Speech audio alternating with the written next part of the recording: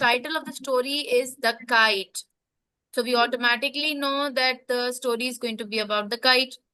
First of all, it says Josh got a kite for his birthday.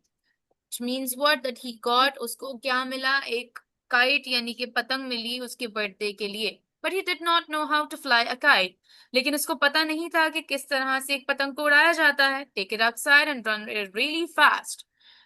बाहर जाओ इसको लेकर और बहुत तेज भागो. His mother told him. उसकी मामा ने, उसकी मदर ने उसको कहा, It will just float up into the air. और ये हवा में खुद ब खुद उड़ने लगेगी. Josh did what his mother said. और उसने अपनी मम्मा के कहने पर वही किया जो उन्होंने कहा. But he was just dragging the kite on the ground behind him. लेकिन वो अपने पीछे से सिर्फ और सिर्फ काइट को घसीट ही रहा था. Then an enormous gust of wind came up. फिर एक बड़ा सा हवा का झोंका आया. It lifted the kite into the air. और इसने पतंग को हवा में उड़ा दिया. Josh held on to the string and looked up at the colorful kite. उसने उस पतंग की रस्सी को पकड़ लिया और वो ऊपर काइट को यानी पतंग को देखने लगा. रंग बिरंगी पतंग को देखने लगा.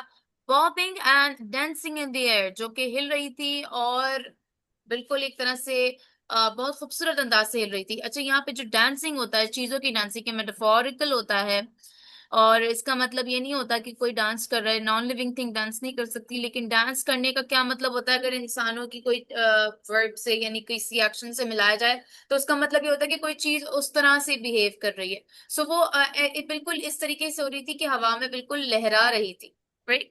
You did this, you did it. तुमने ये कर दिया. His mother said. उसकी मामा ने कहा. कमिंग आउटसाइड, बाहर आकर.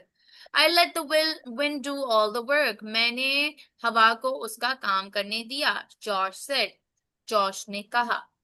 All right. So now I'm going to ask you certain questions. Did you understand the story now? Yes. Now coming to the questions. Let's have a look at the first question, which is, what did Josh get for his birthday? Josh को उसकी birthday पे क्या मिला? Josh, kite. Okay, use fuller sentences, please. I would really appreciate it if you can say it in a whole sentence. Josh. Josh, take the kite. Okay, very good. Nice try. Now, if you want to answer the question, what you have to do, first of all, you have to see what is the question like. Question कौन सी tense में पूछा जा रहा है? जैसे कि हमने basic पढ़ा हुआ है प्रेजेंट टेंस, पास्ट टेंस और फ्यूचर टेंस.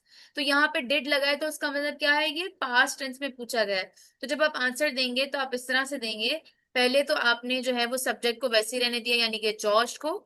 जॉश. और डेट क्योंकि लगा हुआ है तो हमने इसको भी जो है वो जो गेट है यानी कि जो मेन चीज है जिसकी आप बात कर रहे हैं कि उसको क्या मिला, तो आप ऐसे बोलेंगे जॉश गॉट, क्योंकि गेट की सेकंड फॉर्म होती है गॉट. तो आप बोलेंगे जॉश गॉट यानी जॉश को मिला a kite for his birthday, एक पतंग उसकी सालगिरह के लिए. Do you understand?